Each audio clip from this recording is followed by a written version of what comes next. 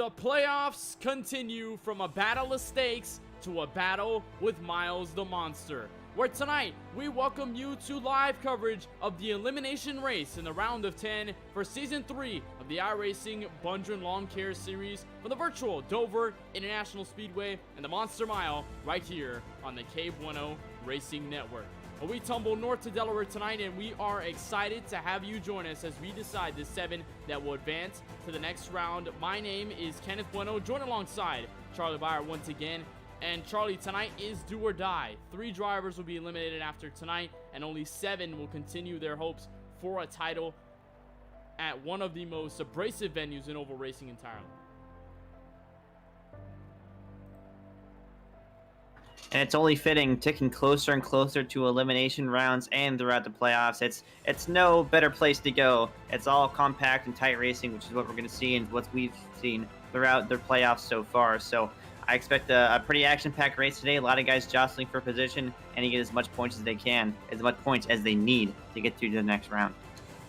And as I mentioned at the top of the show last week, I mentioned how this race would not be for the faint-hearted, and it remains true. But the grittiest part of tonight will be the fight for that last spot into the next round. We'll look forward at our current playoff grid. Obviously noted that Charlotte, Roval, Las Vegas, they are highlighted in yellow. We have already completed those races in the round of 10, so that leaves the white titling and lettering in Dover to be our final race of the round of 10. Obviously, Aiden Kirker with his win at the Charlotte Roval a couple weeks back, he's already locked himself in the round of 7, so no need to fight for points tonight. He can just try to run for the win, keep himself conservative, and he will make it to the next round nonetheless. But look at the battle right here, Charlie.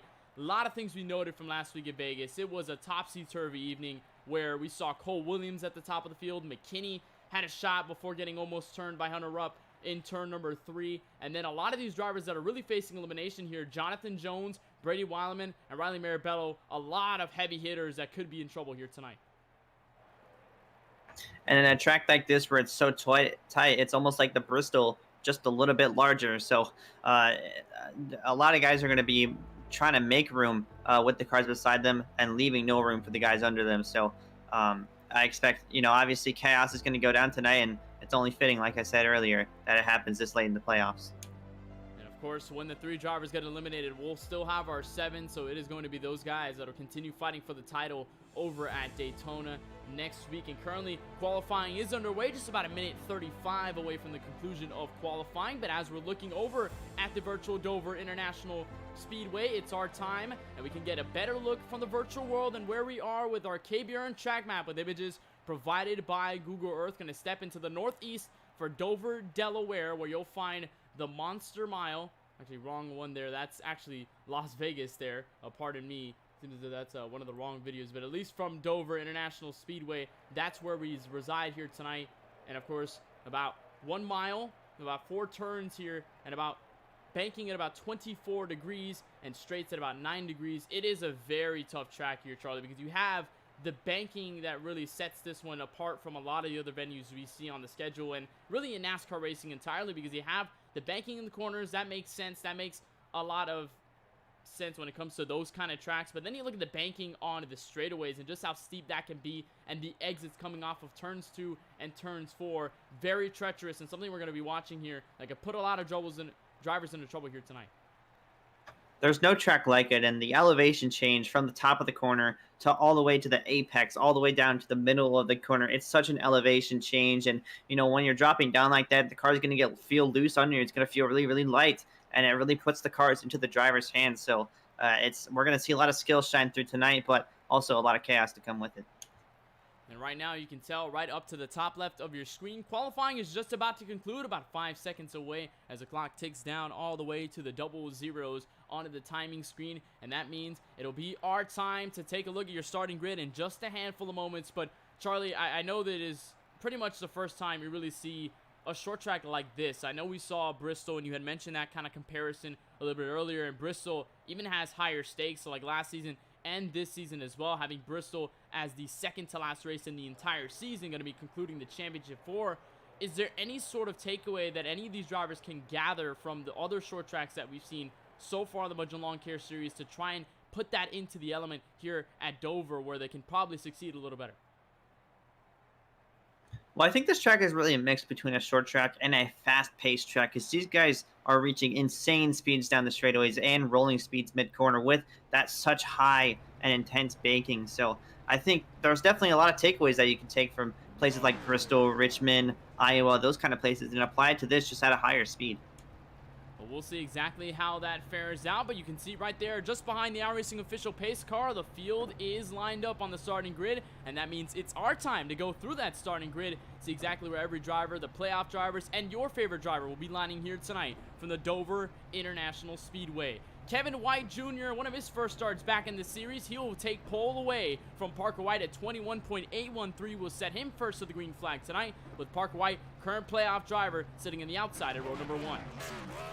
Row number 2 sees Cole Williams starting in the inside row and position number 3 to his outside. Blaze McKinney in the 87 car, defending champion, looking to have a smooth ride tonight to advance to the next round.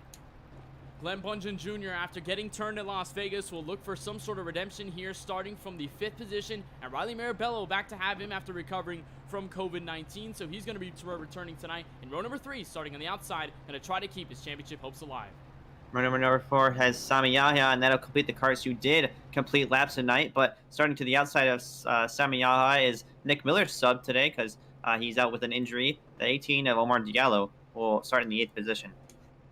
The rest of the guys up there, you can see Cole Woody in the 17 returns tonight. Jonathan T. Jones, there's Aiden Kirker, winner at the Charlotte Roval. He starts a little bit deep in the field tonight, but should be a task that he can try to accept as he's already locked into the next round. There's Jonathan Jones, Shane DiMantova joining the fray. Once again, Mitch Hobbs and Brady Weileman, your final 2 drivers, the drivers that will line up the rest of the field.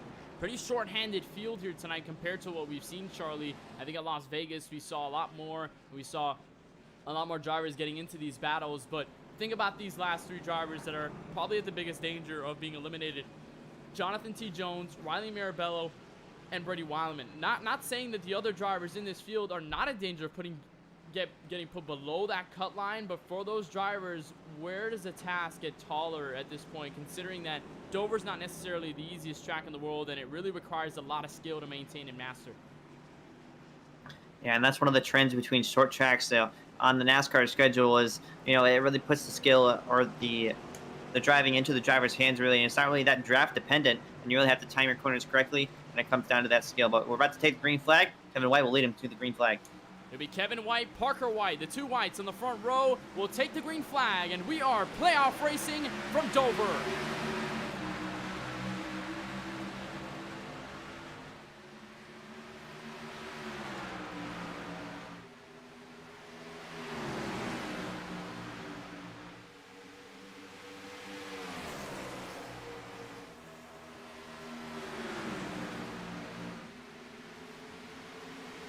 Kevin White takes lap number 1 from the pole, and a lot of guys trying to get settled in, and you're going to notice as the run goes on, a lot of guys are going to be kind of sticking to the bottom here because this is kind of a bottom-dependent track. You can't really get a lane going on the outside.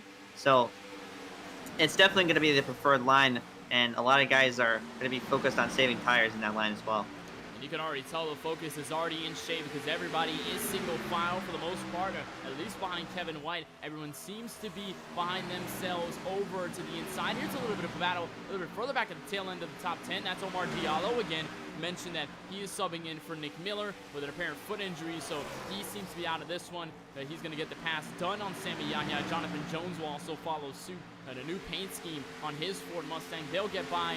Yahya will most likely fall to the edge of the top 10. But here's something going to be very key at this place, Charlie, and we've seen it a couple of times on this network in a handful of other leagues, much like LWRC, where we had a doubleheader at this very venue, and we saw the same amount of people in this fight. Cole Williams, as you can see right now on the front of your screen, Blaze McKinney, who picked up that win, and Aiden Kirker, I believe, is actually down pit road at the moment. It seems as though he's going to kind of park it a little bit or maybe get something fixed on that machine. We're going to try to keep that monitored, but at least for the moment, seeing some of those drivers with that experience here at Dover, that they know what they're doing, they know how to take care of their tires, and at least for the moment, they're trying to keep themselves sane. But Kevin White still leading this race, lap number 6. And if there's 2 people who kind of know what they're doing, it's the number 39 of Aiden Kirker and the 42, or the 82, I should say, of Cole Williams, because they both took 1 win each in the LWRC doubleheaders in the Cup Series. They raced 2 days in a row here, and Both of them picked up their respective wins back to each other. So those two know their way around this track. Also, Riley Mello made comments before the race saying that this is statistically his best racetrack. So, it's kind of the short tracks that you see some of those guys start to shine. And one guy who's shining right now is the guy up front, the 046 of Kevin White. I mean, you wouldn't really say it's a surprise considering that Riley Marabello is at least doing this well, or at least at Dover in the short track seems to be where he starts to shine a lot more. I mean, look back at Nashville a couple weeks back in the regular season. He showed a phenomenal race there. He really was able to step into the top 5. He was running very well. Phoenix, again, mentioned that 4 and 5 finish with himself and Jonathan T. Jones when they were on the same team together earlier in the season. Riley Marabello knows his way around the short tracks. He's been one of those guys that I don't think has been the clear-cut favorite, but has been one of those guys that you have to keep your eye out on for because he has really shown his prowess. He's shown his strength at the short tracks, and that's really where he makes up most of his money, or at least most of the points, rather. And considering here tonight that it is statistically his best track, he's going to need that a lot, knowing he's all the way at the edge of the bubble here. In a pretty safe spot, but unfortunately, if you're that far up and you're still below the cutoff, you're not safe enough, as he's going to still have to claw for some more positions. And also, people like Jonathan T. Jones, who got knocked below the cutoff line after the conclusion of the Las Vegas race as well. So a lot of guys back here just hoping to survive, hoping to have good runs, and kind of praying that things are less fortunate for the others. Kevin White from the lead in the wall. Kevin White going to hit the outside wall on the exit of turn 4. That's exactly what I talked about. And the 90-degree banking on the straights. He's going to lose that spot almost to Parker White. It's going to be side by side, door to door on the exit to the back straight away into turn number 3. That could have been very big for the 046. Was pretty much fishtailing to the front end of the racetrack. Could have easily gone back up into traffic. And now Blaze McKinney will dig his nose in for second. He's going to try to get that position. Now damage to the right side of that Nova 046 car. Very, very detrimental to that lead. He was kind of gapping on Parker White, led the first 10 laps. Unfortunately, slipped out of him real quick. We'll see if he falls back or if he tries to gain it back, but that damage is not going to do him any good in these next few laps. Kind of tell he's already washed up to the middle of the racetrack, almost at the edge of hitting that wall again on the exit of turn 4 as we complete lap number 12, going on a lap number 13 of our 110 lap event. So far, everybody's single file for the most part. Doesn't seem to be any trade of positions unless you're counting Kevin White in that conversation, but nothing seems to really sprout up through here. And Charlie, I know this is the first time not only that we see Dover kind of in a while on the KBueno Racing Network. It's the first time we see Dover in this season of the Bundren Lawn Care Series in general. I mean, look back at season 2, there was no Dover International Speedway, and not only was it not on the schedule, it wasn't even a playoff race, so now it kind of throws a wrench in everything because last season you kind of had that rhythm where you kind of knew what kind of tracks you were expecting.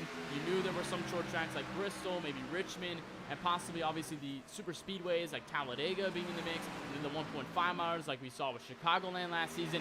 And then you throw Dover into the mix and it kind of changes everything up because not only do you not have experience running in this series of the drivers in this field at this very venue, you don't have any recollection as to how it's going to be in terms of the stakes of the playoffs because not only are you going to a track just to race, it's not a regular season race. You're fighting for points. You're fighting for a championship. So it elevates the stakes a lot more as you're looking at a top 2 breakaway at the moment. McKinney and White have found themselves in a first and second. Cole Williams had slipped past Kevin White for third. Actually, Marabello had also found his way by. So both of them will occupy the 3rd and 4th spots. And Kevin White Jr. currently at risk of being put down outside of the top 5 from Omar Diallo in the 23. Yeah, we're just about to enter probably what I would say by speculation the most chaotic round of the playoffs, and it just happens to be the last round before the championship race at Homestead Miami Speedway. We start off the next round at Daytona, the 2.5 mile oval, then Auto Club Speedway, another draft dependent track. Then we go to Bristol for the cutoff race. When it's sized up against this competitive of field, it's only going to be an intense race for all these guys and an opportunity for some of those guys to jump right in.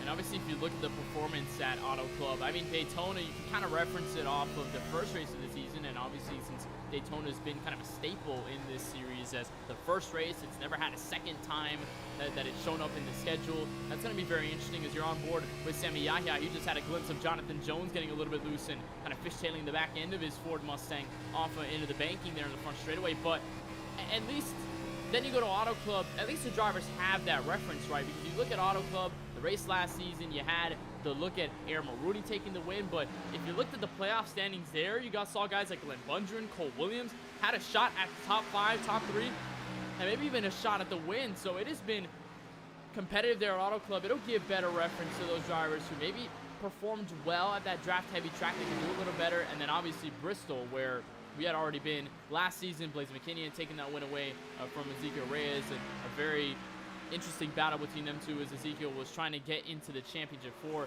and was just kind of missed out on that end. But it is going to be one of the most chaotic rounds, and I'd say, Charlie, this season has provided a lot of shakeups in the playoffs, especially running for that title. You go to Charlotte Roval, it's a road course to open the playoffs, and then you head over to Las Vegas. I think Vegas has proved itself to be a stay venue in the Bundren Lawn Care Series, and then you go here at Dover, where the rounds have pretty much switched up, and you can easily tell with guys like Parker White, Blaze McKinney, Cole Williams, I'd say Nick Miller also in that conversation, where they weren't used to having these kind of races in the playoffs, or at least in the opening round, so they've had a lot more work to do in terms of that front.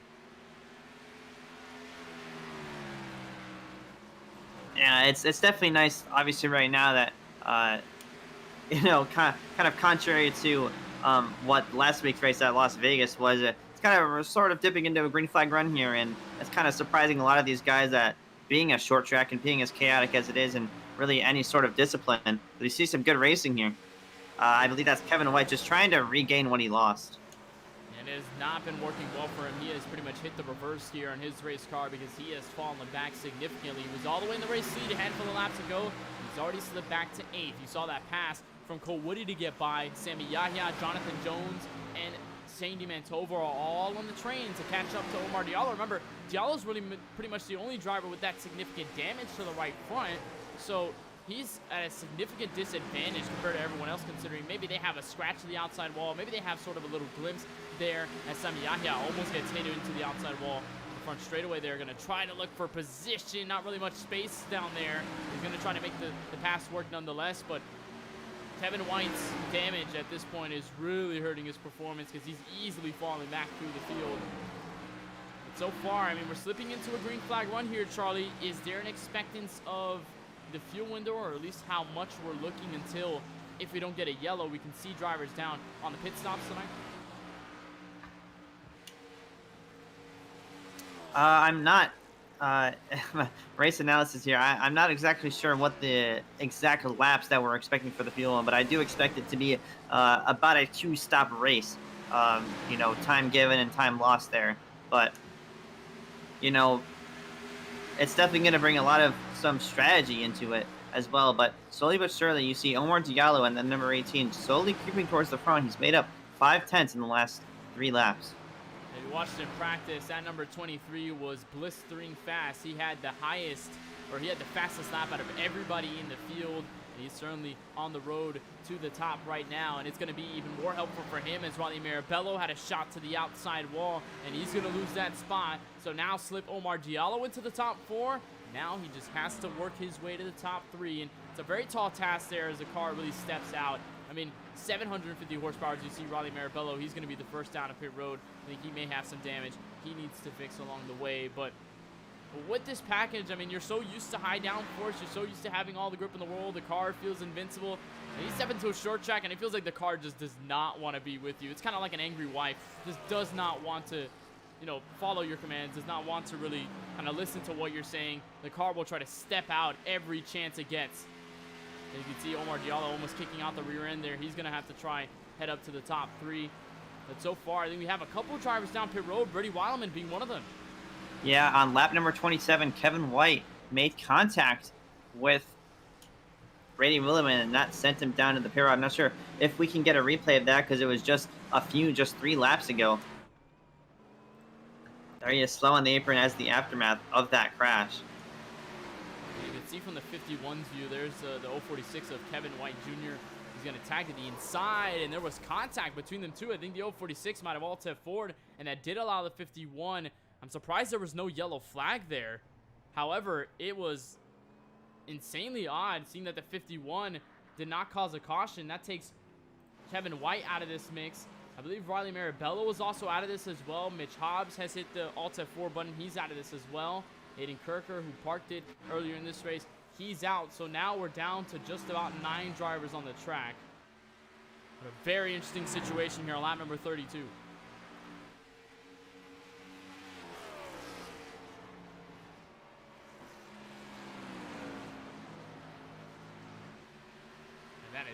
that is interesting there. Now we have 2 playoff drivers in trouble, as Weileman had concerns about it going into this race at Dover. Was pretty much concerned about how his performance was going to be, and unfortunately it comes to an end, and he's not going to step out of the racetrack, at least for now. So we could possibly see Weileman and Marabello out of this fight for good in terms of the championship. Looking at this battle for the 3rd position, Cole Williams has made very, very significant progress in reeling in that number 87 car of Blaze McKinney. Doing a good job so far, saving those tires, and it's kind of what he's known for on the racetrack is his tire saving strategies. And there's many different variations of ways you can save tires, but Cole Williams knows how to lay back and save them and use them where it counts. And I remember when Williams had joined us in the booth for an interview after one of the LWRC Dover doubleheader races, where he pretty much was talking about conserving the right rear and kind of keeping those tires underneath them, making sure they don't wear out too much, making sure that he's able to keep them kind of calm for the moment. And then in the later ones, he's able to really pounce, as right now he's actually cutting that gap to 2nd place Blaze McKinney in the 87. So he's made a lot of work out of these green flag runs so far, and the tire saving is starting to work for him. I guess for McKinney, it's starting to fall a little bit backwards, but now this will be the test to see if Williams can try to catch up to not only McKinney, but head to the race lead if he gets by Parker White. I think that position there, Charlie, after Las Vegas, I think it really set him in the right direction, because he was looking underneath that bubble going into the playoffs, so we were kind of confused as to why that was happening for the moment. And then come to Las Vegas, you see Cole Williams having a phenomenal run. Obviously, a fantastic save on the final lap off turn 2. That kind of just set us on the edge of our seats. And that really set him in good headway in terms of the points. And right now, he's really making that work, as he's now going to tag to the back end of the 87. Very, very good progress for Cole Williams in maintaining that tires. And when you reach a point in the race like this where you pretty much know that you're going to be embarking on a long green flag run, tire saving is almost the fate of your race here. And if it's done incorrectly and you start to fall back, that's pretty much your race, and that's valuable points, especially in a playoff slate. So, Cole Williams has done a masterful job so far in saving his tires, and almost at the back of Blaze McKinney. But the car who's done the most tire saving, and he's making a lot of progress right behind the number 18 of Omar Diallo. And Omar is really making his work right now. He's slowly cutting into the gap between himself and Cole Williams, and now I believe that the 87 will be right in front of the 82, and the task will be for Cole Williams to try and get around the 87. It'll give a lot more space, or a lot more time rather, for Omar to catch up to both of them and try to take either both positions away, kill 2 birds with 1 stone, and try to continue on his path to the race lead. But so far, it's been Parker White for a good chunk of this race after Kevin White's mishap on the early stages of this event. And think about where all 3 of these drivers sit in the playoffs. Obviously, Diallo is filling in for Nick Miller, so Miller will gain no points at the checkered flag tonight, and then we'll try to find out where he lines up when we reach that checkered flag. But then think about where the positioning for these 2 is. Parker White, with his consistency with that win at Daytona Road Course, put him in that position, and has a good buffer to a good amount of drivers below him. McKinney, the regular season champion, that's obviously helped him in the longer run, because that struggling run at Vegas, which pretty much almost took him out of competition near the final laps of that event, it's kept him within a good buffer, or at least a good bubble, that he just needs a solid one tonight in order to lock himself into the round of 7. He won't have to worry about much of at least the stress that comes with trying to claw yourself out of the bubble. But Williams has been the one on the comeback story, and right now he is yet to find a way around the 87. Kind of the top 3, but they're starting to bunch up.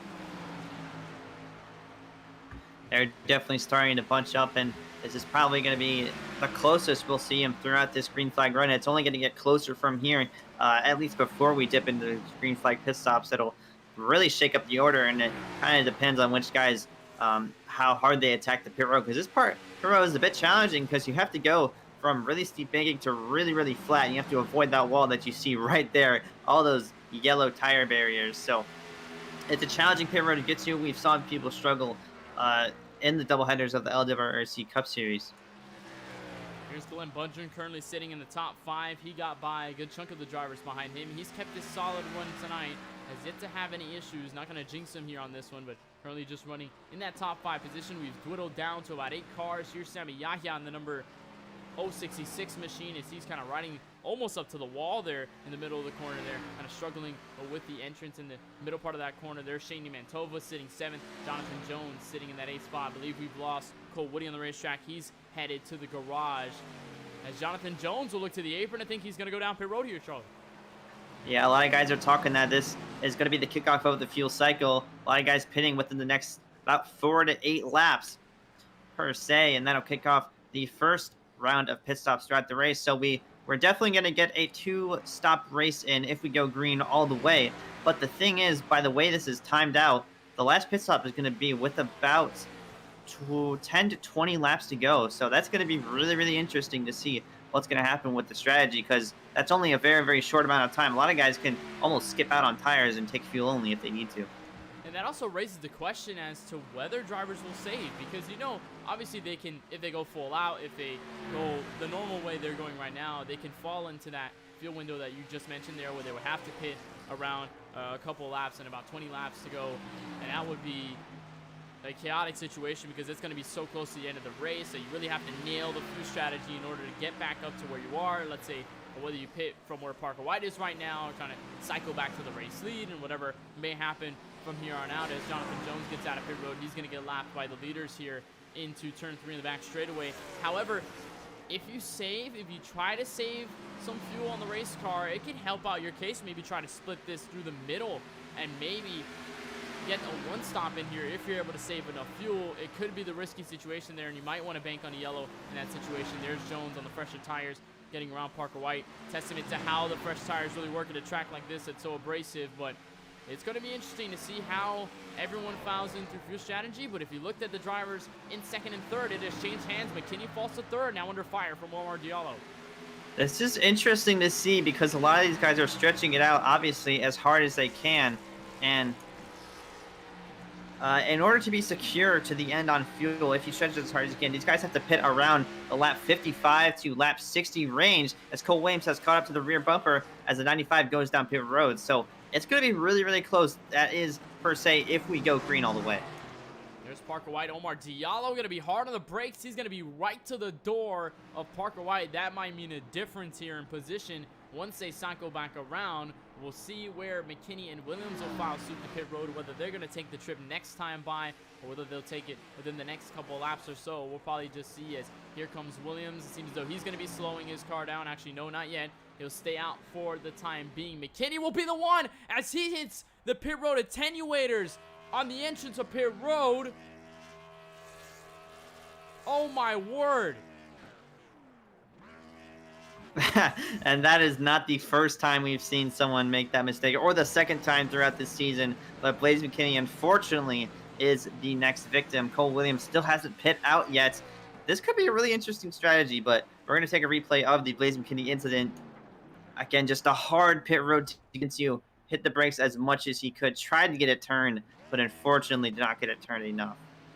And you can tell just how treacherous it is. It's going to be hard on the brakes. We saw guys like Jonathan Jones lock up the front rear tires, or the front tires at least. You can see the 87 starting to slow down now. Going to try to make the entrance, but the entrance is just a little too wide. And the brake stock up there, he's stuck to the pit road attenuator. I think Blaze McKinney might be out of this race. He is down to pit road. There's Cole Williams, leader right now down pit road. It'll cycle back to Omar Diallo, but there is a fight, though, for that position. Parker White, who got out pit road right alongside. He's going to be putting the fire to the back bumper of that DoorDash number 23 machine. Beautiful machine, rather, for the 2021 season. Obviously, with the news of 2311 Racing and Bubba Wallace, the co-owners Denny Hamlin and Michael Jordan putting effort into that race car and bringing Bubba Wallace into their camp as a new team in the Cup Series. Very exciting scheme to go along with it. It's looking gorgeous right now at Dover, but that green Bundren machine is slowly edging closer at this point.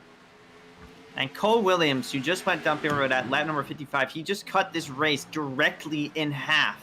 So that it might be the winning move, as he has a lot less laps to save on his fuel tank. That is, per se, if we don't get a caution here, but it's going to be a lot easier for Cole Williams to save and possibly steal this win. And the good thing for Williams in this situation is that he didn't go a lap down on pit road. He only fell to third. That distance, by staying out just those extra couple laps, gave him the benefit to pit right in the middle there, as you mentioned there, Charlie. And now he's not going to fall within a lap down. He's just going to only fall to the last step of the podium, and he's not too far away for where White and Diallo are. So it might just be the perfect scenario for Williams if he's able to execute it in the right way. I believe everybody has made their trips down pit road, including Sammy Yahya and Shane Mantova. Obviously, Blaise McKinney with his issue down pit road. He's back on track. As you can see, no hood on the front end of that Chevrolet Camaro. It is tough now. Uphill climb for the 87 as we just approached the halfway mark. And as we reach this halfway mark, it'll be our time to go KBRN through the field, starting with the driver of the number 18, or rather the 23 in this case, the DoorDash Toyota Camry, Omar Diallo, filling in for playoff driver Nick Miller. Of course, we haven't seen Omar Diallo in this series just yet, but he has shown his prowess, has been up to the top 5, cut through a good chunk of the field to get where he is now on this pit strategy. Currently holding first, but by a short margin over Parker White, trying to fill in for Nick Miller the best he can, and he's performing numbers at this point. And this is Omar Diallo is probably one of the guys who has really been able to pull away or compete with the 95 of Parker White, who we're focusing on now throughout the season so far. Parker White has one win to his name in the entirety of the iRacing Bundren Lawn Care Series, has fallen unlucky to so many different races throughout this season, of course, and last season. But looking for a solid run today to cruise into the next round, where he can focus on getting the best runs he can during the next round to cruise to his second appearance in the iRacing Bundren Lawn Care Series Final Four. Parker White currently 6th second. Cole Williams, a driver who started underneath the bubble going into the playoffs, has made good work of his first 2 races and even the half of the 3rd race so far, and mentioned that he had cut straight to the middle of this pit strategy, and now it's all up to the 82 in the center stage to see whether he can save enough and he can end up taking a surprise win away from what we're seeing from Omar Diallo. And Parker White at the moment has yet to pick up a win this season. Remember, was a winner at the short track at Phoenix in the season finale last season, but has yet to reach victory lane since. Tonight could be that changer, currently sitting at the last step of the podium. Glenn Bundren Jr. made an appearance in last season's Final Four at Phoenix Raceway, looking for another kind of lucky run to the Championship 4 once again. So the owner of the series, the Grassman himself, just having a good run so far. It's been unlucky throughout the playoffs as of the recent races so far, but looking to pick it up here. Currently sitting in a safe top 5 position, looking to close it out. Sammy Yahya running a Mustang paint on a Chevrolet Camaro. Certainly a different sight on the racetrack, but nonetheless, good to see Sammy running back in the Bundren Lawn Care Series. It's been a while since he's made his start. Remember, back in Michigan was pretty much the last time we saw him on the racetrack, and tonight the short track at the Monster Mile, he's made his appearance, and he's made good of it so far. Has already pitted. He started in 7th, but he's currently sitting on the inside of the top 5. And especially with some of the issues that other drivers have had so far this evening, it's been a good place for the 066 to try to get a decent run out of this one and certainly prove his name amongst the rest of this field, currently sitting in the top 5. 12 spots away from the cutoff when this race concludes. Jonathan T. Jones is currently 8th, 12 points back from Glenn Bundren Jr. on the cutoff line, just hoping for some massive luck this race, but it's certainly not looking good. But still a strong season overall, and was able to pull out some good finishes as well. Most notably, he was running up front during the Michigan race. And yeah, just hoping for another safe race here, finishing in the 7th position. Just saw the driver that got by him, new Evo Sim Sport, a returning Evo Sim Sport driver. Shane Mantova made his announcement that he was going to head back to Evo Sim Sport, where pretty much he had made a good staple of his sim racing career in. So it's good to see him back with those folks. He has a little bit of damage on the front end, but doesn't seem to be affecting him too much. Currently sitting in the 6th spot, one of those drivers that is at danger of being eliminated here tonight. But so far, he's done a swell job of just maintaining his pace and kind of keeping himself, for the most part, clean, trying to make sure he doesn't smack that outside wall like a lot of drivers have done so far. But Mantova currently running in a snug spot just outside of the top 5. He's been trying to chase Sammy Yahya for the past couple of laps. So far, he's trying to close in that gap at the moment, currently sitting 6th. Reigning champion Blaise McKinney without a hood on his car. We saw he hit the pit barrels trying to kick off his second pit cycle of the race, but the reigning champion still has a bit of a buffer going into this round, so not a whole lot to worry about. He can just sit back, finish the race, and cruise. He is currently 2 laps down, so still a bit of time to make up, but definitely not out of the window for someone with the talents like him. Blaze McKinney currently sits 8th, last running car on the racetrack. And the rest of the field will look as follows. Cole Woody in the 17. He will most likely sit 9th tonight, with Riley Marabello out of this race early, sitting inside the top 10. Hopefully could be the prayer that Marabello would be looking for to get into the rest of the round of 7. Kevin White Jr. at contact to the outside wall in the opening stage of the race put the pole sitter back to 11th in the garage. That's where he sits, 42 laps down. Playoff driver Brady Weileman could be the driver eliminated after tonight in the 51. He's out of this race, 42 laps down in 12th. Mitch Hobbs left early in this race. He's 13th, with Aiden Kirker, Charlotte Roval winner, locked into the round of 7. No worries for him. He's going to finish 14th. And Latham Joyner, who did not make the green flag here tonight, he's going to be looking over into the 15th spot. That is your full run through the field on the KBueno Racing Network as of lap number 70. Omar Diallo still leading this race, albeit by a larger margin. We saw Parker White by about a 10th or so behind, right to the back bumper. It seems as though he was putting the pressure to the rear view mirror of the 18. It seems as though the 18 has found some air, has put himself in some good elbow room for now, and he's going to be trying to look forward to the race C for now. Going to try to hold on the best way he can. Got a couple questions down in the YouTube chat, one by our very own Francisco Bacalhau. He asked, does this race remind you of Darlington? And Charlie, strategy and I think chaos played into Darlington very well, because we weren't expecting much out of Darlington other than probably a difficult race for some drivers to get a hang of the track, since it is such a very treacherous track in its own right, and a very historic track. But then we saw what happened with Blaze McKinney, Cole Williams, Parker White hitting the pit road at 10 Ritter. I think that's where Francisco stemmed that question from, where McKinney had done the same thing not too long ago tonight.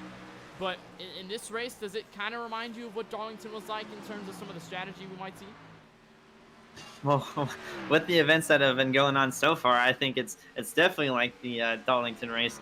I'm speaking of the pit barrels on that sense, but yeah, I think we're going to see a lot of strategy, but I didn't want to give this away just yet. But if you go in the in-car of Cole Williams, he has been clutching since the start of this green flag run, so the strategy is definitely going to go into play as you see him clutching coast into the corners here. Cole Williams obviously still sitting in 3rd. Another question by Neil Myers. He asks, what's the rest of the schedule look like? What time does the rest of the races start? Well, we'll take a look back at our playoff grid. This will give you a good reference as to where we're heading next and where we are right now. Obviously, Dover in that white text, because we haven't finished the race just yet, but as soon as we do, when we go next week covering at the World Center of Racing in Daytona, we will have that Dover lettering marked in yellow, meaning the race is completed. But that's the rest of your schedule so far. You're looking at the round of 7, going to kick off there at the World Center Racing at Daytona International Speedway. It'll be a lot of fun on the Super Speedway. It's going to be interesting to see how they move forward there in the playoffs, as opposed to what we saw Talladega in the playoffs last season. Then Auto Club will be returning its name into the round of 7, with Bristol following along suit. Those races will be followed right after, and then we get to the championship race and championship night from Homestead Miami Speedway. Obviously, all of those races will begin at 8:30 p.m. Eastern. It'll be right here on the KBueno Racing Network. You can find all the coverage of this current season, Season 3, the Bundren Lawn Care Series. All of them will be starting at the same time. So, of course, no seeming to be any schedule changes. However, if there are any schedule changes, we'll be sure to let you know through our socials at KBueno Racing Network on Instagram and at KBRN Network on Twitter. But back to what you were saying, Charlie. Cole Williams clutching and coasting. He has been doing that so far. It seems to be working, maybe shedding a couple laps into the mix where he could make it now, but at least at this point, he has a decent gap to Glenn Bundren, who just struck the outside wall there off of turn number 2. And Williams, do you think he's in the best spot out of all these 3? Because I know Diallo currently sitting comfortably in the lead. Parker White not too far behind. I think these drivers are looking to find themselves into the rest of the pit strategy. But in Cole Williams' case, he's losing time by clutching and coasting, but he also kind of has that buffer between himself and Glenn Bundren. Is this the perfect pillow that Williams needs to continue his strategy and at least make it effective for now? Well, I think so, and not only is he saving fuel, he's also saving his tires, because you know, he took a few laps off of his clutching and coasting, ran a few laps with the high RPMs in the corners. He gained 5/10 in just 2 laps on the leader, so we know his capabilities while he is not saving. And Omar Diallo is actually down pit road. And there goes Diallo down pit road, so we see him down to the pit lane. He has disconnected from the session, actually. Oh, so we have lost another driver in this race. Diallo from the race lead has went down pit road, and he is out of it. I'm not sure whether he might have had an incident that could have led him to getting out of this race, but that is odd. You can tell him right here in the race lead. Actually, no incidents from there. No damage appearing to the race car. He just slows himself down at pit road, gets himself to the pit entry, locks the brakes up just a little bit, but it's odd for Diallo. I think maybe have ran enough laps for now, so that'll cycle Parker White to the race lead, and Cole Williams will follow suit this second. So now this makes it even more interesting because Glenn Bundren Jr. has slipped into the top 3.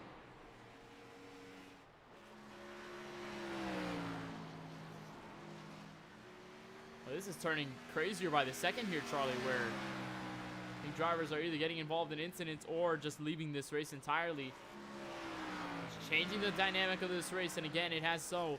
With less than 30 laps to go, got a question, actually 2 questions, one by Neil Myers again. He asked, we'll try to attend the next couple races. Well, that sounds good. Obviously, just need to contact the admins, Blaze McKinney, Glenn Bundren, on your entrance into the series. Of course, they will have more information on how you can join, how you can get yourself set up and continue and actually start in the Bundren Lawn Care Series and make appearances throughout the season. Then another one by Francisco. He asked, when was the last flag-to-flag race in the series? Well, technically, if you're speaking on every single type of discipline of track, it'll fall to the Charlotte Roval. Of course, there were no yellows in that race.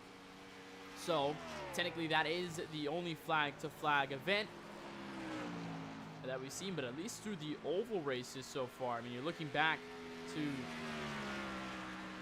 I mean, I think the only ones that have been without yellows have been... I'll get back to you. I'm going to do a bit of research, so I'll get back to you on that one. I think it's just been the road course races because the ovals had at least one or more yellow. I mean, going back all the way to this season, the Daytona 200, there have been at least one or more yellows there. It was a mostly fuel strategy green flag race, but there were some kind of small yellows there. Phoenix had an abundance of yellows, and we saw that, how long those races took. Daytona Road Course, actually, no, does not fall in the category because there was a stage break through the middle of the event on lap number 20. So technically, that was the caution that set everybody under pacing. So that will not fall in the category as well. Michigan has had yellows, has had an abundance of them. Nashville had a good amount of single car incidents for the most part. Talladega, of course, being Talladega, the chaos race itself, the biggest, baddest event of all. They have had, obviously, yellows. Darlington had some fair yellows as well. Chicago, mostly down a fuel strategy, but there were yellows to come with it. And then Roval, the Charlotte Roval, is that final race that we didn't see any yellow flags in that event. So at least if you count every single race, it'll be the Charlotte Roval. But if you're looking back to ovals, I think you really have to look all the way through last season to find some sort of a race without a yellow flag. But even then, at the rear end of season 2, can't really think of one either other than the Charlotte Roval. Again, if you look back to season 2, you'll find another green flag filled event there without any yellows to splice. It's a very tough question, though. I don't believe we've had any caution-free events throughout most of the Bundren Lawn Care Series. We've at least had one or more, but this race currently looking on track to be that flag-to-flag event. We're going to look back as where Cole Williams is standing. Going to go back in the cockpit. Trying to find out whether he's still saving.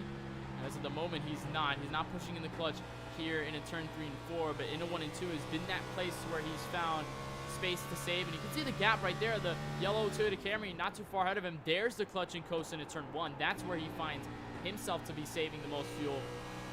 We're approaching 20 laps to go from the Monster Mile. Charlie, it is going to be wild because now Parker White may have to pit.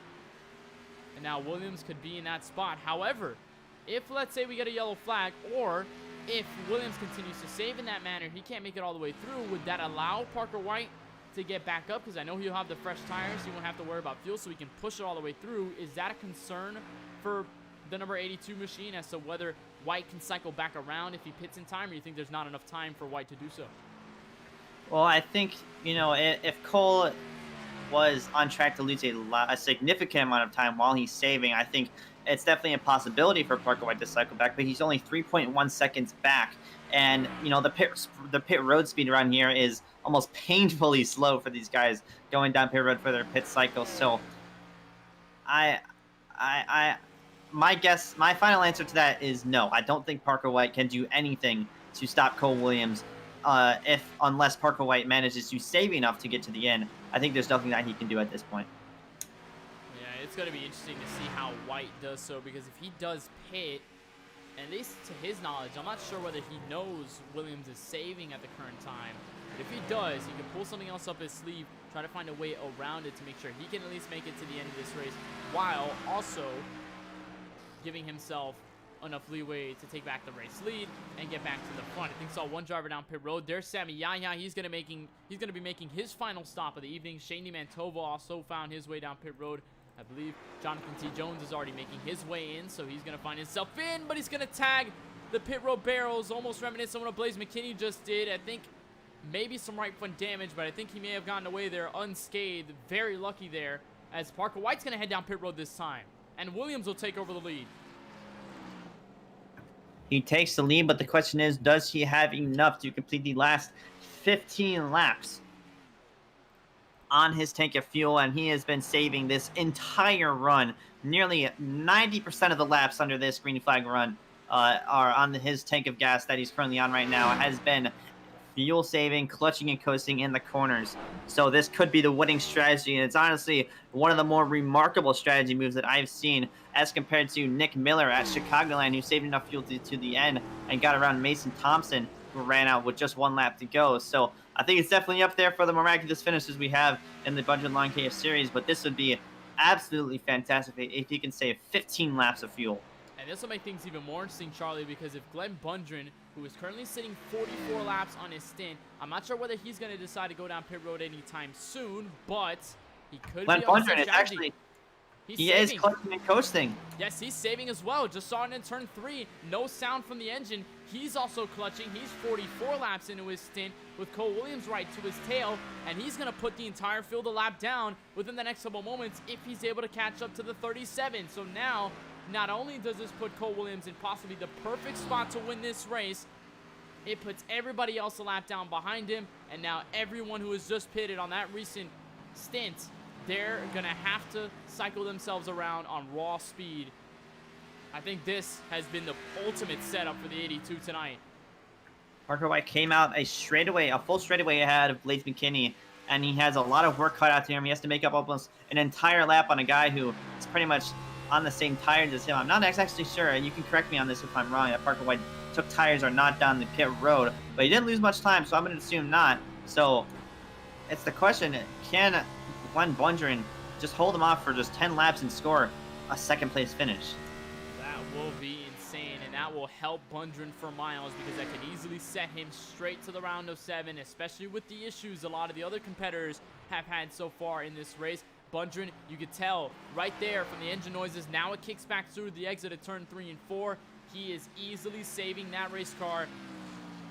We're trying to save as much fuel as possible, and now we're reaching about 10 laps to go from the Dover International Speedway. It's the 2 in Williams and Bundren. These guys both saving their fuel. Parker White trying to catch up to both. But will there be enough time? Cole Williams coming around this time to just half a straightaway behind the number 37 Glenn Bundren, looking to put him a lap down and pretty much lap the entire field at this point. But might I mention that this is not the first time that we've seen Glenn Bundren pull this kind of strategy. In the Ice Car Truck Series race at Auto Club, he pulled out the strategy and won the race, and that left a ton of drivers in that race shocked that he was able to take that win. So it's definitely not out of the picture, and we know his fuel-saving abilities. He could score a second-place finish tonight, and it's pretty much secured for a podium 2 laps ahead of the 4th-place position. And these guys, this will be the ultimate comeback they need, at least a comeback for Bundren's sake. They struggled with the Charlotte Roval, and then got crashed in a turn 3 by Blaze McKinney at Las Vegas last week. And tonight could be the savior for his sake to keep his championship hopes alive. The owner of the series himself still trying to look, but he is now 1 lap down. Cole Williams has just taken about 7 laps to go from the Monster Mile. It's all him at the head of the field. Parker White still 1 lap down, but he is actually not too far away from the driver of the 37, so he can try and take that second spot away. But there might not be enough time for White to unlap himself and put himself in a position to go back to the race lead and win. The only thing he would need practically is a yellow flag, but considering the separation we've had in this field, not sure whether that could be the case. 6 laps to go for Cole Williams. I think if there is a yellow flag, even then Cole Williams is the safest car on the racetrack because all the other cars are a lap down. Glenn Bundren isn't good on fuel. Parker White needs tires. Cole Williams can just pit. These guys just need to get, they would need to take the wave around, but that involves them just not pitting. But Glenn Bundren diving into turn number 1, Parker White out of turn 4. That's kind of looking a bit iffy to see if Glenn Bundren can hold the 95 up for just 6 more laps. It's all up to what that 82 can do, whether he runs out of fuel or whether he has just the right amount to get to the start-finish line and the checkered flag on the last drop of fuel.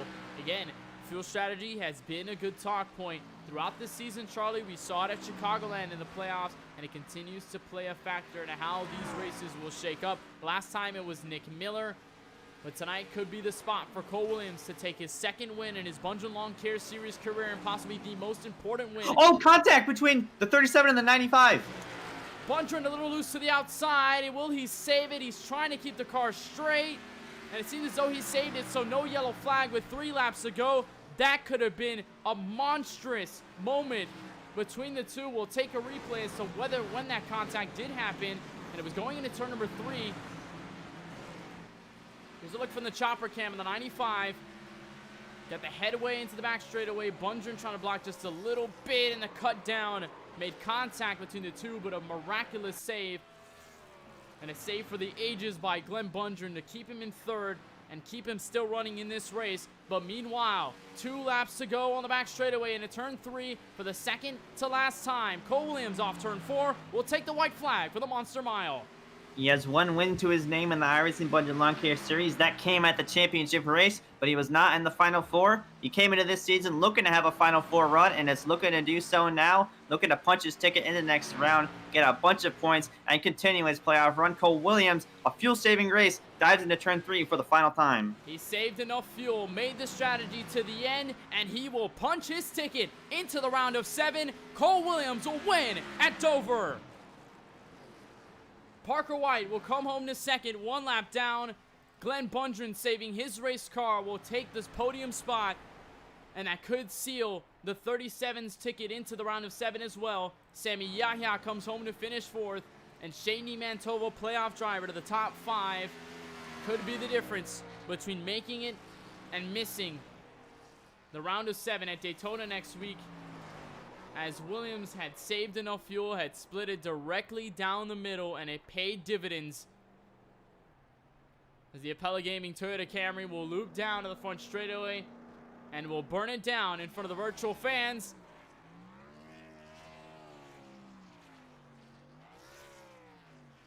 You know, I kind of missed this with Jimmy Johnson about a couple years ago, but Williams, you see him burning it down. His 2nd win in his Bundren Lawn Care Series career, and he's won at all short tracks. Remember, talked about his win at Phoenix in the season finale last year. And tonight he takes his 1st win in season 3, 2nd overall at another short track at Dover. And now he is secured safely into the round of 7 at Daytona. I think a big relief for what was an uphill climb at the start of the playoffs. As he's still burning it down, he's going to make his way down pit road. And he'll head down to victory lane. Possibly a very happy Cole Williams into Toyota Camry Eel Media Racing tonight. As we'll take a look at your full race results and see exactly where every driver finished. See the checkered flag from the Dover International Speedway. Of course, Cole Williams, 2nd win in his Bundren Lawn Care Series career, but arguably the most important, locking himself into the round of 7. Will join Aiden Kirker and the rest of the guys in the points. We'll get that to you in just a moment. Parker White, the 95, has a solid run to the end. He'll finish 2nd, 1 lap down, again just short of the race win. Glenn Bundren, the grass man, will survive for 3rd. That contact with Parker White did not phase him. He was able to keep the wheels straight, and he's able to bring it home 3rd on the last step of the podium. Sammy Yahya, his return to the series is a good one, finishing in 4th tonight in the 066, albeit 2 laps down, but still a top 5 run. Playoff driver Shaney Mantovo trying to find his way and sneak into the round of 7 through points. He finishes top 5 tonight, with Jonathan T. Jones just right behind him in the 6th spot. Blaze McKinney, that engine damage did not really phase him too much, as he was able to scrabble back for 7th at least. Omar Diallo, his exit early in this race, or at least after the halfway mark. He'll finish in 8th tonight. And what was a very promising one for Diallo filling in for Nick Miller. Cole Woody will finish tonight at the edge of the top 10 with Riley Marabello 82 laps down in 10th.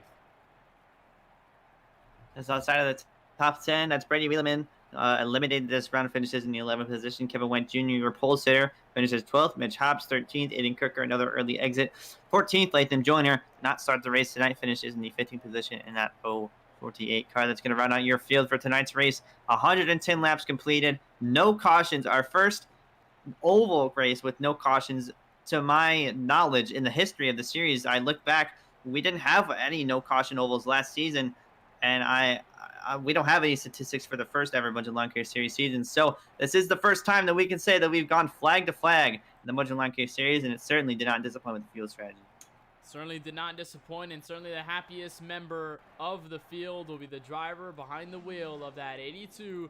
Cole Williams, your winner here tonight from the Dover International Speedway. We'll bring him in from Victory Lane, the number 82 machine, picking up his first win since the win at Phoenix last season. And Cole, gonna bring you in from Victory Lane, and I think this win probably the most important in your Bundren Lawn Care Series career. The win at Phoenix last season obviously set yourself in a good stride entering this season. However, you now lock yourself into the round of 7 with this one. Just walk us through how you feel now, knowing that you don't have anything to worry about. You'll be locked in coming to Daytona next week. Yeah, man, it's awesome.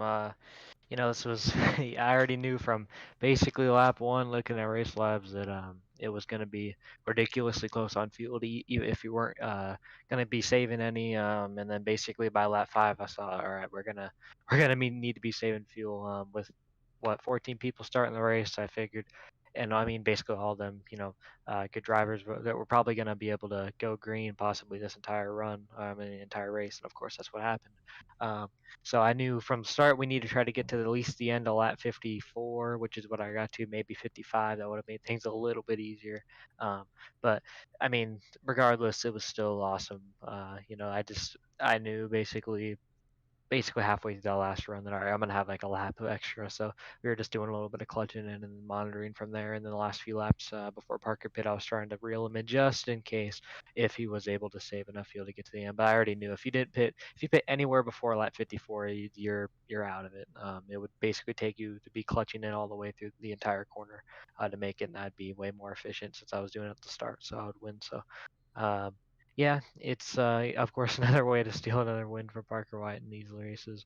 I think this would probably, I would think either way it would have been a good battle if Omar just didn't just leave or whatever. But it would have been a good battle between me, him, and Blaze, and Omar, of course, some of the best in the business out there. Race around, it's awesome. So I kind of wish we could have went green, or well, obviously we went green, but if there was no fuel strategy coming to play, obviously it's easy to get a win that way, especially since you know what you're doing. Unlike there, I guess those guys weren't really monitored. Of course, hitting plays just smacked into the pit barrels, and then Omar leaving. So, but I mean, it's always awesome to get a win this way, and hopefully I bring some bonus points for the playoffs. I don't really know how that works, but I just hope we can run in Daytona Auto Club, Auto Club in Bristol, 2 tracks I really like. So we'll just have to see how we're going to get to the Final Four here. And that win tonight will certainly put you in good place for the round of 7, because you join Aiden Kirker as being the only drivers to lock yourselves in with wins. Obviously, the win at Las Vegas went to a non-playoff driver, and then it's kind of split kind of in a sandwich between Aiden Kirker at Roval and yourself here tonight from Dover International Speedway. Now the mindset shifts to a very different part of the season, and we talked a little bit earlier in the show about your success at Auto Club, how you did well near the end of that race, and of course what's going to line up with Daytona finding its way to the playoffs for the first time in Bundren Lawn Care Series history, and then Bristol right after. What's going to be the mindset now kicking in back into super speedway mode as you head over to the World Center Racing next week? Yeah, man. Usually these plate tracks, obviously, we just kind of sit back, relax, survive. I know there's no playoff points or really anything in this. So, I mean, maybe let's try to lead a lap, and obviously the plan is to go into every race thinking you're going to win. So you lead a lap anyway in that regard. But we're not going to go for like the most laps led or anything for the points unless if it's just handed to me. Like they'll just back out too. But I just, from now, it's just kind of thinking like, how is these like the points gaps and the splits and the bonus points? How is that going to work moving forward? Like, because I think we're going to be probably past. Well, no, we locked ourselves in, so I don't know how this is going to work exactly for the points, but if I hope maybe we can head in maybe second seed or first seed, for the point gaps or whatever that works. I know there's no like playoff points per se besides the regular season championship winner, just sort of split. So I think if we got to enter at least sixth seeded, to have a chance without having to win, I feel like Auto Club could definitely be a chance to win. Love Auto Club. Bristol, just hopefully we survive and hopefully we get car counts for these races. Of course, Daytona Auto Club and Bristol, three. Yeah, I know at least Daytona and Bristol, two fairly popular tracks. So at Dover, not as much. So I think we should get more than I think 15 registered, 14 started the race, and we're down to 10 by about 90 to go. So hopefully we get some more cars for that, and then from there, from Daytona, it's just gonna be survival. I'm expecting another last lap wreck or whatever, so we can just maybe make our way around that, and then from there it's just Auto Club, Bristol, two tracks that we can hopefully get a long run and save our tires and move our way up to the front like we did today. Well, Cole, very good momentum going into Daytona next week, and of course this win going to mean a lot for you moving forward, but I know there's a lot of people you got to thank over at the camp and all the people that make it happen for you each and every week, so who do you got to thank for tonight's effort, tonight's win, and so far this entire season running to the playoffs? Yeah, man, just want to thank KBueno Racing, of course, and Shane DiMento for putting together this awesome paint with the MR, kind of like a throwback Casey Kane type car. Shout out to KBueno Racing, of course. Shout out to Pella Gaming, these custom diecast, and of course Stealth Energy for coming on and being awesome partners once again for a long time, basically throughout this entire season.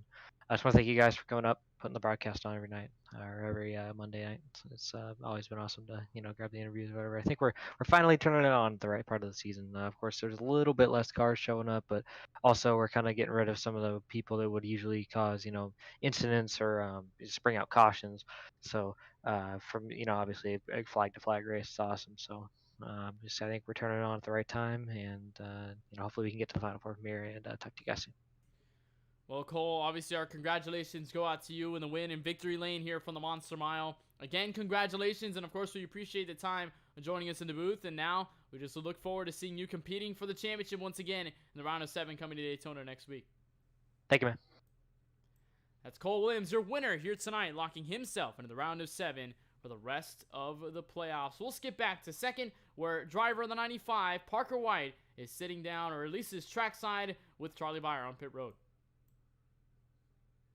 Another what could have been type race for the number 95 of Parker White. Parker, you're looking good for the last quarter of the race after Omar Diallo did disconnect, but you got up there and led a bunch of laps and fortunately came up short again. Just what could have happened there and what could have gone better for you this race?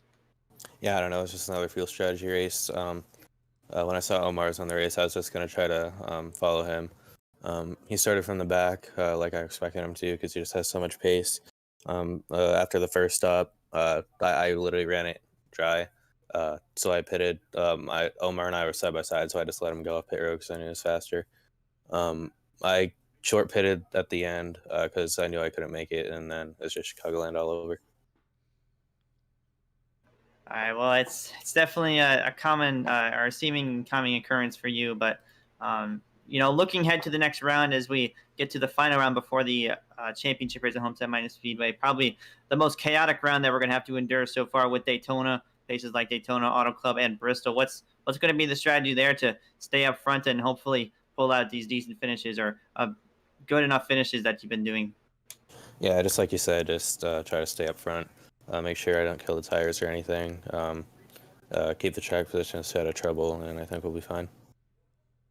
All right, Parker. All right, best wishes to you as we endure the last round before the championship race. But before we let you go and celebrate your second place finish, do you have anyone that you'd like to thank, any teams or anyone that you'd like to thank for making tonight's top 2 run possible? Yeah, I've got to thank my team at Graphic Sport, Bundren Lawn Care, Elo Media, and of course you guys at KBRN. All righty, Parker. Short and sweet and to the point here. We wish you the best of luck next week at Daytona. Going to be a wild one for sure. Good luck, man. All right, thank you. That was Parker White. Easy in, easy out for his interview tonight, and we're going to slip on back to third. And we slip back to the last step of the podium where league owner Glenn Bundren will find himself back at an interview here tonight from Dover, finishing the inside of the top 3. Glenn, now just joining you on pit road. I think probably one of the better races for you in this entire round. I mean, talked about the Roval and how you just kind of kept your foot in there and kind of kept yourself stable for the most part. Then Vegas, the unfortunate ending to your event with getting turned by Blaze McKinney into turn 3. And tonight you finally get this momentous run at Dover and you finish in 3rd. Just walk us through that final stage, because I know it was pretty much everyone having to pit within the final 20 laps, but then you ended up saving along with Cole Williams. Just walk us through what that was like. Well, at first, from the second stint, I was like, well, I'm going to go hard out because you can't make it on fuel. I was showing like 5 laps to the red. I'm like, oh, well, crap. Better go hard out. Well, I noticed his lap times are slowing down. I'm like, he has to be clutched in. So then that's whenever I started clutching in. It was too late. I was out of gas by like by a lap and a half. And it was bad news bears. But we had a decent race. I mean, I got it handed to me. Honestly, I think Parker should have won that race. It was just another one that he didn't gobble up. But we'll take the third place for our Ilmeda ZL1 LE. At least the best news for you, I think something to be relieving of. You're going to be making it into the round of 7. You're going to find yourself with a chance to still compete for a title coming to Daytona Auto Club in Bristol. I know that's going to be a very chaotic round. There's 2 races that are still there from last season. They have the same placement in Auto Club in Bristol, but then you go to Daytona and you head back to the Super Speedway. What's going to be that mindset? Is there going to be a flip or a switch that's going to flip at this point to make yourself a little more competitive on the Super Speedway side, or what's going to need to be the trendsetter to go into Daytona with a head of steam and then put yourself in good position for the rest of the round? We gotta win. We have to win one of those 3 races. I have my eye on Daytona. Well, everyone has their eye on Daytona, but I definitely have to win this upcoming round to be able to make it in the Final 4. And I don't remember. I mean, last round of 7. I didn't do too hot, but I somewhat pointed my way in the Final 4. But yeah, hopefully I can go to Final 4 and win at Daytona or Auto Club or Bristol or all 3 of them. I'm taking no prisoners. Well, again, of course, an optimistic look into the next round and keep your championship hopes alive. But before we let you go, is there anyone you'd just like to thank, any sponsors, teams, or really anyone else that you'd just like to give the love and shout-outs to make your runs possible in the Bundren Lawn Care Series? Obviously, you guys, KBRN, Bundren Lawn Care, they're a good sponsor to me. I own the company. Ilmedia, Charlie, you, Kenneth, you guys do an amazing job again with KBRN. Blaze Designs, and my man LGL. All right, Glenn. Well, we certainly appreciate the time down pit road, and of course, congratulations, and another congratulations for not only your 3rd place finish, but for you locking into the round of 7. And our best wishes and our best luck goes over to you and going into Daytona next week. We wish you the best of luck. Thank you for joining us. Thank you. That is Glenn Bundren, Grassman himself, league owner, finishing in 3rd tonight. We'll step back to 4th, where the Sammy Yahya machine, the 066, will join us after finishing across the line in 4th place. He is trackside with Charlie Baier. Good. Well, Sammy, a surprise appearance for you in the booth today, and with the flag to flag, green flag entirety of this race, you were able to basically keep the car running and be able to drive it into a solid top 5 finish. Talk about this race as a whole and being able to get this position. Thank you, Charlie. Well, I just decided to see if I could join, like just because I was bored and I saw the iRacing caps on, so that means like the door is unlocked, so I might as well come in. And I didn't do very good in practice, and I didn't have the best laps, but I qualified 7th, and then I expected to finish like 10th, honestly. Okay, but then as I was burning my tires up and everything, but then I just tried to like gradually press the brakes in each corner, and I realized I was actually picking up speed and moving through those guys, and I pitted a little earlier than others, and I'm surprised, actually. I didn't expect this at all. All right, well, we've seen you once before in our booth during the Trexco iRacing League ARCA Series at Talladega, so yeah, so I don't know, it's been a long time since we've seen you. Kenneth, you got any questions? Well, I mean, Sammy, I know this is the first time in the series since the run at Michigan where you had, and you had stayed out in the old tires at that point, and your return to the series now, I think, puts a very good note onto yourself and I think the rest of the field, because now, I mean, a 4th place finish to come back after what happened in Michigan, where I know you were very frustrated about what had happened after the race, and now coming back with this positive finish, and actually a finish that's very well at a track such as abrasive as this. What note can that send for yourself and the rest of these guys as to what you can do on the track and how your plan is going to move forward as you try to attend more races in the Bundren Lawn Care Series? Well, honestly, after that happened at Michigan, I just realized sometimes I got to show atonement to my actions. Okay. Um, of course, I was a little frustrated over some things that happened, and I was stuck up. I got very frustrated. I was a little cocky at one point, but I decided, I should be a little more mature and just not listen to anyone else, and then just drive my best. And yeah, that explains it. You certainly drove your heart out here tonight, and you come home with a 4th place finish. So before we let you go, Sammy, is there anyone you just like to thank, any sponsors, teams, or anyone else you just like to give the shout-outs to that make things happen for you each and every week? Yeah, I'd like to thank Riley Marabello for, he's a good partner to work with while running a team. We're going to get APR started up soon, so that should be exciting, and we're looking to run stronger and better than before. I also like to thank SD Graphics for being in the car. Sandy Dominguez, he's a great graphic designer. I hope he finds some place soon. He'd be a really good graphic designer in NASCAR. You can check him out on Instagram. But yeah, that's pretty much it. And I like to thank Snowman Studios for designing that car. Wyatt Dooling, you can check him out on Instagram. He makes some good schemes. He's got a lot of talent. Well, certainly I noticed the mix of American Power, the Ford Mustang scheme, and the Chevy Camaro. I think very interesting there that we saw it on the scheme. But nonetheless, Sammy, congratulations on your 4th place finish. And, of course, we thank you for taking the time to join us. And obviously looking forward to a lot more moments and a lot more attendance from you in the Bundren Lawn Care Series. We wish you the best of luck, Sammy. Thank you, Kenneth. That's Sammy Yahya, your 4th place finisher from Dover. Good to see him back in the Bundren Lawn Care Series. And, of course, a very good finish to go along with it. We'll look to your top 5 finisher, where Shane DiMantovo will lay playoff driver inside of the round of 10. Playoff driver will be inside of the round of 7 as well. We'll be trackside with Shane DiMantovo. And Shane, I think a pretty solid race for you overall. I mean, dealing with a lot of the other guys that kind of exited this race early, gave you some spots. You were also carving your way to the field as well. I remember seeing you getting by Kevin White, getting by Jonathan T. Jones for position. You were slowly getting your way through this field, and you get a solid top 5 finish and put yourself in good points for the round of 7. Just walk us through this race, because I know it was a first flag-to-flag race that we see apart from a road course, and it was on an oval and a track that I think nobody expected there to be a flag-to-flag race at a place like Dover. Walk us through how that experience is like behind the wheel of the Cup car here. Yeah, definitely. First off, I'd like to say prayers out to you, Kenneth. Hopefully you feel better, obviously, through these COVID situations. But starting in practice, just struggled really from the beginning there. Just did not have a good feel for the car and didn't feel happy with how it was running. So started in the back of the race and started, honestly, just kind of going easy into the corners, because just trying to take my time and obviously keep it off the wall, because that's what I did last week. And the strategy worked out perfect for me coming on P3. And so I just took my time saving tires and just started cranking past some people through the field. And then I was trying to get around Cole Woody, and he lost it going into 3.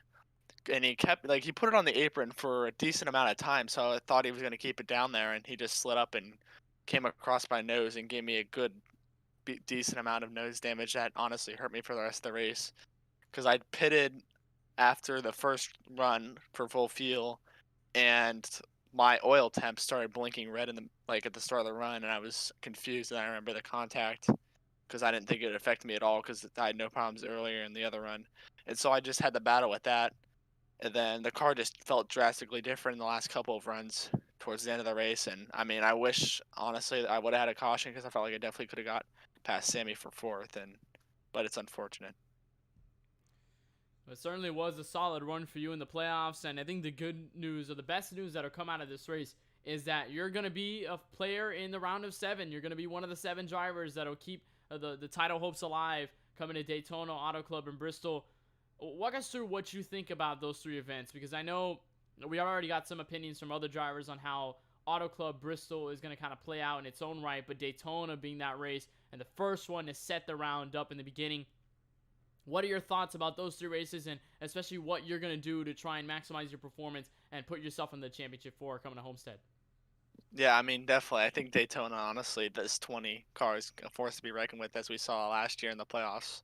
Obviously, I wasn't a part of it, but to come the win at Talladega. So I feel like we're always a factor over here at Plate Tracks and the Bundren Lawn Care Series. So definitely have that one circled. That was the one coming into the playoffs that I was looking forward to, because I knew if I can get to the second round, then definitely we can get the win there. But obviously, it's Daytona, so you never know what could happen. But Auto Club, honestly, it's that track is either really good for me or really bad. So, and Bristol is just not a good track for me whatsoever. So I mean, lots of practice going into those two races to prepare ourselves and hopefully make it to the Final Four. As I said, kind of set a plan for the start of this season. I wanted to be a part of the Final Four and have a run for the championship at Homestead. So hopefully we can put ourselves there in a couple weeks. Well, I think the track is heading in the right direction for you, Shane. I think even with that Talladega win, your experience on the super speedways could play some benefit going for you at Daytona in the coming week. But coming here at Dover, your 5th place finish, and before we let you go, to celebrate your 5th place finish and put your mindset over into Daytona next week, is there anyone you just like to thank, any sponsors, teams, or anyone else you just like to give the shout outs to for your performance and your run through this season so far? Yeah, I mean, definitely. Obviously, like to get start off, make a shout out to my brand new team rejoined Evo Simsport after some unfortunate events occurred with my former team, and so shout out to them and Seth Rawls, obviously all of them for bringing me along once again, and hopefully get things started once again over there. But yeah, Seth Rawls Design, obviously you guys over at KBRN for the support for the series and always putting on a great broadcast for the viewers at home. My family, especially my parents, Media, lots of other people that I could definitely thank for sure. But yeah, just really happy with our playoffs so far, but I know we can be one step better.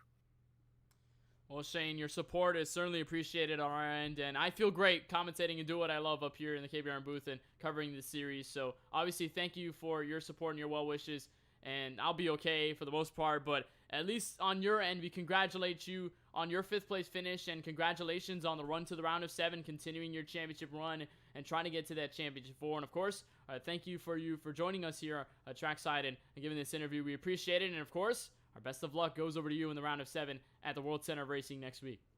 All right, thank you, Kenneth, so much. You too, Charlie. Woo.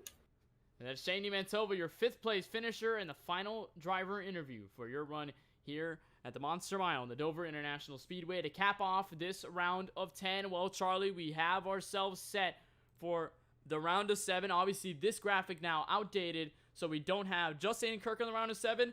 We'll have Aiden Kirker, of course, locking himself. We'll have Cole Williams joining alongside him, Blaze McKinney, Parker White, Shane DeMantova, Nick Miller, and Glenn Bundren. Your 7 drivers. Bundren barely just getting in. The drivers at elimination tonight include Jonathan T. Jones, Brady Weileman, and Riley Marabello. Unfortunately, they will have to try next season for their championship hopes and try to garner a title in the Bundren Lawn Care Series. But for those 7, for Kirker, McKinney, White, DeMantova, Miller, Williams, and Bundren, it is still a shot to the title going into Daytona next week. Charlie, I think it's been the elephant in the room. We've addressed it a couple times, but Daytona as the first race of the round of 7. First time we see the super speedway in this sort of category, in this sort of part of the season, at that very track, have that reference from our first race of the season. What are your thoughts as we're going to push into the playoffs and things are going to get ever so tight when we go to Daytona next week to start the round of 7?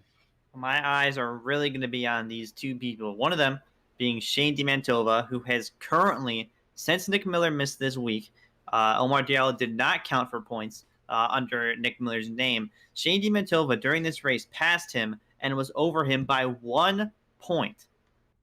Now, when you move to the next rounds, the playoff drivers have increments in points of 5 points. So that puts Shane DeMantova in the 4th position, 5-point buffer above the cutoff. Shane DeMantova currently in a Final Four spot. Next driver is going to be Cole Williams, who's in the 6th position, minus 10 points below the cutoff. We've seen him win today. A win in you're in is all you need to make it to the Final Four. Cole Williams proved that he can do that tonight. My eyes are on him coming into Auto Club, Daytona, and Bristol. That is going to be a phenomenal run to the championship at Homestead Miami Speedway. Going to have that round. Of course, next week it'll be Daytona International Speedway to start off the round of 7 next Monday at 8:25 p.m. Eastern right here on the KBueno Racing Network. And it is going to be a lot of fun. Going to have those 7 drivers still running for the title. Remember, the drivers who got out of the Championship 4 last season, all 4 of them who made the Championship 4 last season are still in the playoffs this season. And includes Blaze McKinney, Parker White, Nick Miller, and Glenn Bundren. So all 4 previous championship contenders are still in the mix. They still have a shot to repeat themselves and put themselves back into a shot for a title.